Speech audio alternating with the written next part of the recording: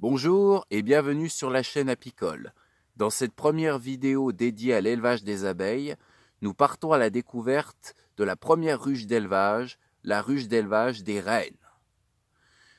La principale différence avec une ruche d'élevage et une ruche dédiée à la récolte du miel, c'est tout simplement que la ruche d'élevage sert uniquement à l'élevage des abeilles, tandis que la ruche de récolte du miel sert avant tout à y stocker les colonies et à récolter le miel une fois que celles-ci auront fait leur travail durant la belle saison.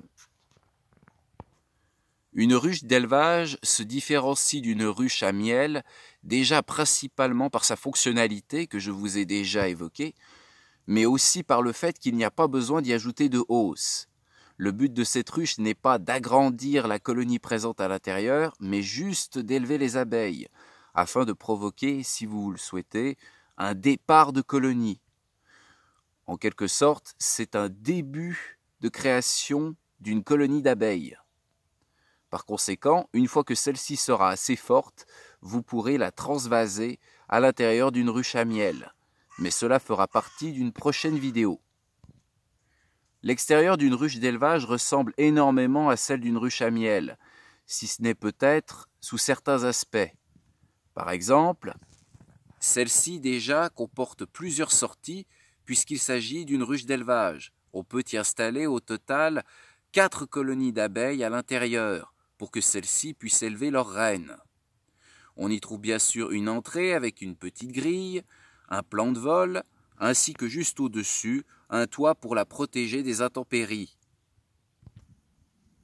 L'intérieur d'une ruche d'élevage comme celle-ci comporte plusieurs compartiments, chacun destiné à l'élevage d'une colonie. Par conséquent, vous pouvez y voir les différentes encoches qui permettent d'y mettre des petits cadres qui serviront aux abeilles pour élever leurs futures générations. Une fois chacune des colonies assez fortes, comme je l'ai dit précédemment, celle-ci sera transvasée dans une ruche à miel afin de pouvoir récolter le miel que l'apiculteur récoltera lui-même aussi plus tard. Enfin, il convient de préciser que ce type de ruche est un type de ruche destiné essentiellement à l'élevage de reines. Le but est vraiment de pouvoir créer une reine et d'ensuite de pouvoir elle-même la transvaser dans une ruche qui pourrait être orpheline, donc qui aurait perdu sa reine. Les ruches d'élevage de nucléés, donc de départ de colonies, sont généralement différentes et peuvent accueillir beaucoup plus d'abeilles. Mais cela, nous le verrons lors d'une prochaine vidéo.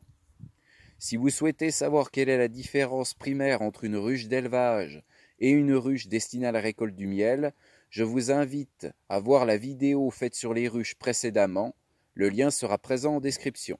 N'hésitez pas à liker, à vous abonner, à partager la vidéo.